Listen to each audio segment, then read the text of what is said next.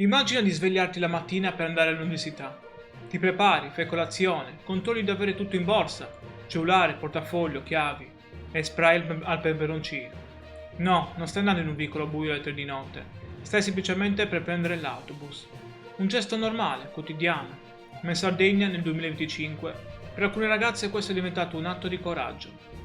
Lo sapevi che persino un viaggio su un autobus nella nostra isola può trasformarsi in un'esperienza di paura? Che ci sono giovani studentesse che devono calcolare dove sedersi per non essere molestate? Che devono pensarci 2 volte prima di indossare una gonna? Questa non è una storia che arriva da chissà dove. Sta succedendo adesso, qui, sulla tratta Salluri-Cagliari. E quello che ti racconterò oggi non è solo cronaca, ma è il sintomo di una malattia profonda che la nostra Sardegna ancora non riesce a curare: la violenza contro le donne.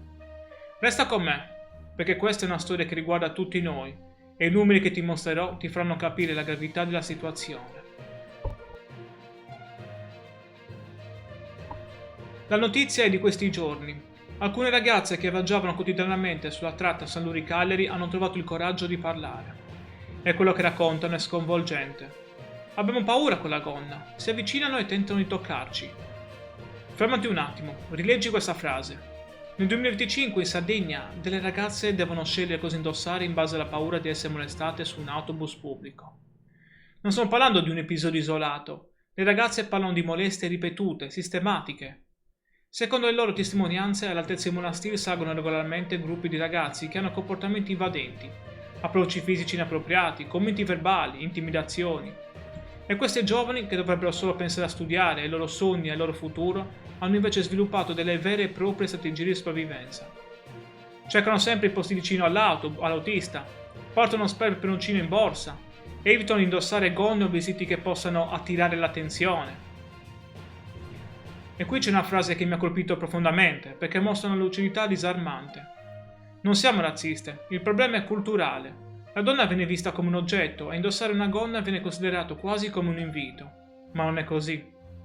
E hanno ragione. Questo non è un problema di razza, ma di cultura. Una cultura che vede il corpo femminile come qualcosa di disponibile, di cui appropriarsi. Una mentalità che dobbiamo combattere da qualunque parte arrivi. Ma c'è un dettaglio ancora più inquietante. Queste ragazze non hanno voluto rivelare la loro identità. Hanno troppa paura. Abbiamo paura di essere riconosciute e subire qualcosa di ancora più spiacevole. Ti rendi conto? Hanno paura di denunciare pubblicamente per paura di ritorsioni. Questo è il livello di insicurezza che viviamo nella nostra terra. E non finisce qui. Parlano anche di offerte di sostanze stupefacenti a minorenni sugli stessi autobus. Gli stessi autisti manifestano un timore e in alcuni casi sono stati oggetto di minacce indirette. Questo è il contesto in cui si trovano. Un autobus pubblico che diventa terreno di caccia. Un viaggio quotidiano che si trasforma in un incubo. Ma la storia dell'autobus è solo la punta dell'iceberg. È parte di un pattern preoccupante che attraversa tutta la Sardegna. Marzo 2024, le molestie sui traghetti. Passeggere molestate sui traghetti per la Sardegna. Casi così gravi che sono arrivati fino in Parlamento, con un'interrogazione della deputata Francesca Ghirra al Ministro dei Trasporti e al Ministro dell'Interno. Donne che viaggiavano di notte sui traghetti e venivano avvicinate, molestate, intimidite. In spazi chiusi, senza via di fuga. Gli stessi luoghi che dovrebbero essere sicuri diventano trappole. Il caso di Quartu, marzo 2024. A Quartu una ragazza denuncia che un uomo si è seduto accanto a lei su un bus e ha iniziato a toccarle la gamba, nonostante ci fossero molti posti vuoti. Il messaggio era chiaro: posso farlo e tu non puoi fermarmi. E poi c'è anche il caso di un uomo che ha tirato un pugno in faccia alla moglie alla fermata del bus a Cagliari, dopo anni di maltrattamenti, caso di cui tra l'altro ho parlato in uno short, in pieno giorno poi, davanti a tutti. Questi casi ci dicono una cosa chiarissima: i mezzi pubblici e gli spazi urbani sono diventati terreno vulnerabile per la violenza di genere. Non solo aggressioni e femminicidi, ma molestie, intimidazioni, abusi quotidiani. E ora ti mostro i numeri che dovrebbero farci vergognare come società. Secondo l'Istat, in Sardegna il 51,6% delle donne tra i 14 e i 65 anni ha subito molestie sessuali nella propria vita, più di una donna su 2. Questo dato rende la Sardegna la quarta regione italiana per percentuale di donne vittime di molestie, dopo Lazio, Emilia-Romagna e Toscana. Non stiamo parlando solo di casi estremi, stiamo parlando di commenti sessisti per strada, commenti indesiderati sul posto di lavoro, pedinamenti, toccamenti su mezzi pubblici, messaggi e chiamate insistenti, stalking. Nel 2022 in Sardegna si sono contate 613 vittime di violenza denunciate, 52,3% atti persecutori, stalking, 30% percosse, 18% di violenza sessuale. Ma attenzione, questi numeri sono largamente sottovalutati. Molte donne non denunciano per paura, vergogna o scarsa fiducia nelle istituzioni. C'è un numero che racconta meglio di qualsiasi statistica cosa sta succedendo. Il 1522, il numero nazionale antiviolenza e stalking. I dati delle chiamate dalla Sardegna sono allarmanti. Primo trimestre 2023, 37 chiamate. Quarto trimestre 2023, 90 chiamate. Crescita del 143% in un anno. Nei primi 3 trimestri del 2024 invece abbiamo questi numeri. Primo trimestre 87 chiamate, secondo trimestre 76 chiamate. Cosa ci dicono questi numeri? Da un lato c'è un aspetto positivo, sempre più donne trovano il coraggio di chiedere aiuto, ma dall'altro lato ci dicono che la violenza non sta diminuendo, anzi sta solo emergendo di più. E quante donne ancora non chiamano? Quante hanno troppa paura? Quante pensano che nessuno le crederà? Ora però arriviamo al dato più terribile, quello che dovrebbe tenerci svegli la notte. Nel 2024 in Sardegna i femminicidi sono aumentati del 200% rispetto all'anno precedente. 4 donne uccise in pochi mesi, ma dietro questi numeri ci sono nomi, storie, vite spezzate. E io te le voglio raccontare perché non è giusto dimenticarle. Maria Azieni, 25 febbraio 2024, San Gavino Moreale. Maria è stata uccisa dal figlio, una tragedia familiare che ha sconvolto l'intero paese. Una madre che avrebbe dovuto essere protetta proprio da chi ha generato. Maria Dolores Cannas, 16 giugno 2024, Sinai. Anche lei uccisa dal figlio, un altro caso che mostra come la violenza possa nascere anche all'interno delle mura domestiche, di dinamiche familiari complesse e devastanti. Inazia Tumatis, 59 anni, di Cagliari, uccisa a coltellate dal marito al culmine di una lite in casa. I rapporti tra i due si erano deteriorati da tempo. Lui stesso ha confessato. Mi ha riso in faccia e non ci ho visto più. Una frase agghiacciante che rivela una mentalità malata. La percezione che la donna debba essere sottomessa, che il suo rifiuto o la sua reazione possano giustificare la violenza. Francesca Deida, 42 anni, di San Sperate. Scomparsa dal 10 maggio 2024, il suo corpo è stato ritrovato il 18 luglio in avanzato stato di decomposizione. Il marito è accusato dell'omicidio. Francesca aveva 42 anni, viveva nella sua casa e lì, nel luogo che doveva essere il più sicuro, ha trovato la morte. Ma questi 4 nomi si aggiungono a una lista molto più lunga. Negli ultimi 7 anni, dal 2017 al 2024, 28 donne sono state uccise in Sardegna. 28, quasi 4 all'anno. E ricordiamoci anche dei casi che hanno segnato la nostra memoria collettiva negli anni scorsi. Zenka Kejicikova, 41 anni, madre di 2 figlie, uccisa a Ossi nel 2020 con 15 coltellate dal suo ex compagno. Zenka aveva denunciato, aveva chiesto aiuto, ma il sistema non è riuscito a proteggerla. Maria Dolores Cannas di Quartu, un'altra Maria Dolores, aggredita nel 2023 dall'ex che le ha lanciato acido addosso, cercando di sfregiarla per sempre. Un atto di crudeltà disumana. Questi nomi non sono statistiche, erano donne con sogni, progetti, persone che le amavano, e sono morte perché qualcuno ha pensato di avere il diritto di togliere loro la vita. Ma i femminicidi sono solo la punta della piramide. La base è molto più ampia e include forme di violenza che spesso non consideriamo nemmeno tali. La violenza non inizia con il femminicidio. Il femminicidio è solo l'ultimo, tragico anello di una catena che inizia molto prima. C'è la violenza psicologica, con insulti, umiliazioni, controllo costante. Sei grassa, sei brutta, non vali niente, senza di me non sei nessuno. Abbiamo l'isolamento, allontanamento forzato da amici e famiglia. I tuoi amici ti fanno male, non voglio che tu li veda più. La violenza economica, impedire l'indipendenza economica, controllare ogni spesa, togliere la possibilità di lavorare. Ovviamente non mancano le minacce. Se mi lasci ti ammazzo, se parli ti faccio del male, se denunci succederà qualcosa ai tuoi genitori. Ovviamente non manca anche la violenza fisica, oltre che le minacce, che spesso culmina nell'omicidio. E sai qual è la cosa più terribile? In media una donna subisce 35 episodi di violenza prima di denunciare. 35! Perché ha paura, perché si vergogna, perché pensa di non essere creduta, perché spera che lui cambi, perché economicamente dipende da lui, perché ha paura dei figli, per i figli. E alla base di questa piramide ci sono le molestie quotidiane. Quelle che subiscono le ragazze sull'autobus San Luri Cagliari, quelle che sembrano piccole cose ma che invece sono il terreno fertile su cui cresce la violenza più grave. Inizia con una battuta sessista a cui nessuno risponde, inizia con un commento non richiesto sull'abbigliamento di una donna, inizia con una mano appoggiata senza consenso su un autobus. La mentalità che giustifica il piccolo abuso è la stessa che l'estremo arma la mano dell'assassino. Torniamo un attimo alle parole delle ragazze dell'autobus. Il problema è che la donna viene vista come un oggetto. Questo è il cuore del problema. Non stiamo parlando solo di criminali, di persone malate o di casi isolati. Stiamo parlando di una cultura che in molti contesti ancora considera la donna come inferiore, come proprietà, come oggetto. Secondo i dati, in Sardegna oltre il 50% delle persone tra i 18 e i 74 anni concorda con almeno uno stereotipo tradizionale di genere. Te ne elenco alcuni che sento ancora troppo spesso. Ma cosa ci faceva fuori a quell'ora? Ma come l'ha vestita? Se l'è cercata? Ma lui era geloso, è normale. Era una lite di coppia, non dovremmo intrometterci. I panni sporchi si lavano in famiglia.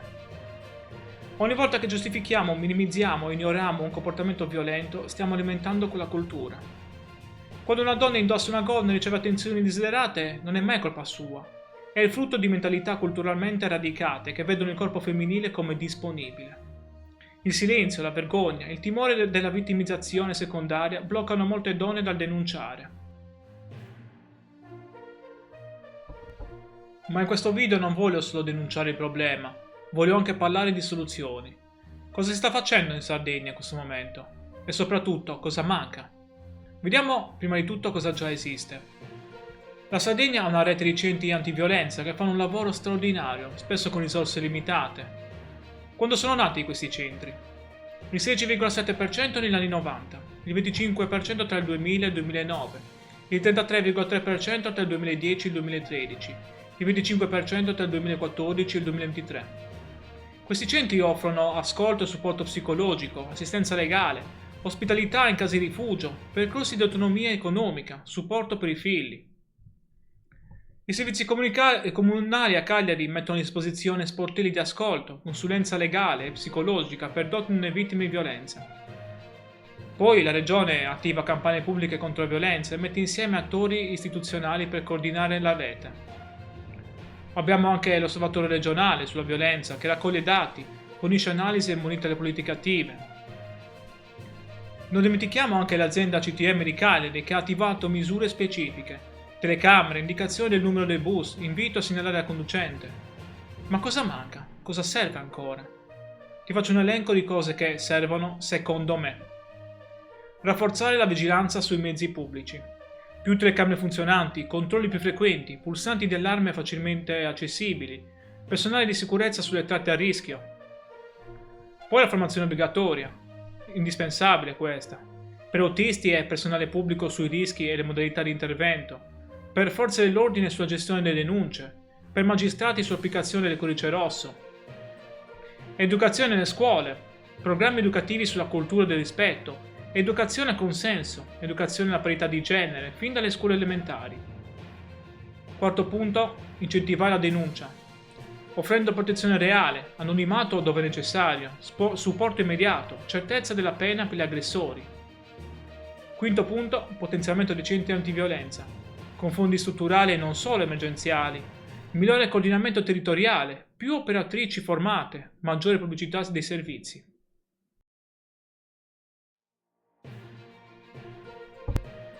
Ora arriva la domanda vera. Cosa possiamo fare noi? Perché parlare è importante, ma non basta. Se sei vittima di violenza, chiama il 1522, è gratuito, anonimo, attivo 24 ore su 24, 7 giorni su 7. Rivolgiti a un centro antiviolenza. In Sardegna ce ne sono diversi, troverai persone formate che ti aiuteranno. Parla con qualcuno di cui ti fidi. Non sei sola. Denuncia. La violenza non è colpa tua e hai diritto alla protezione. Se invece sei testimone di violenza, non girare la testa dall'altra parte. Non sono affari miei è una frase sbagliata che può costare una vita. Chiama le forze dell'ordine. Se assiste a una violenza, intervieni chiamando il 112. Usa l'app YouPol, che permette di segnalare episodi di violenza in modo sicuro. Offri supporto alla vittima. A volte basta dire ci sono se hai bisogno. Come società credo che dovremmo educare al rispetto fin da piccoli, nelle scuole, nelle famiglie. Non usare un linguaggio violento o sessista. Le parole contano. Poi non dovremmo non giustificare mai la violenza. Infatti non esistono attenuanti. Dovremmo sostenere i centri di violenza. Questi centri hanno bisogno di fondi e volontari. E poi dovremmo parlarne. Rompere il silenzio è il primo passo. Ora mi rivolgo nello specifico agli uomini. Anche se la maggior parte degli uomini non è violenta, e io faccio parte di questa fazione, tutti noi uomini abbiamo una responsabilità. Chiamare fuori i comportamenti sessisti quando li vediamo tra amici. Non dovremmo ridere a battute sessiste o che sminuiscono le donne. Non dovremmo giustificare la gelosia come proprio l'amore. E dovremmo educare i figli maschi al rispetto delle donne. Infine, dovremmo essere parte della soluzione, non del problema. La violenza sulle donne non è un problema delle donne, è un problema di tutta la società. La Sardegna è una terra bellissima. Siamo un popolo fiero, con una storia millenaria, con valori forti di comunità e solidarietà. Ma dobbiamo guardare in faccia la realtà. Abbiamo un problema. 4 donne uccise nel 2024, un aumento del 200% dei femminicidi, più di una donna su 2 che ha subito molestie. Ragazze che hanno paura di prendere l'autobus. Questo non è il tipo di Sardegna che vogliamo. Dobbiamo trovare il coraggio di parlarne. Nelle famiglie, nelle scuole, nei bar, nelle piazze. Dobbiamo dire basta. Basta la violenza. Basta l'omertà. Basta a guardare dall'altra parte. Basta a giustificare. Le istituzioni devono fare di più. Ma anche noi come singoli possiamo fare la differenza. Ogni volta che non ridiamo a una battuta sessista, stiamo facendo la differenza. Ogni volta che crediamo a una donna che racconta di aver subito violenza, stiamo facendo la differenza. Ogni volta che educhiamo i nostri figli al rispetto, stiamo facendo la differenza.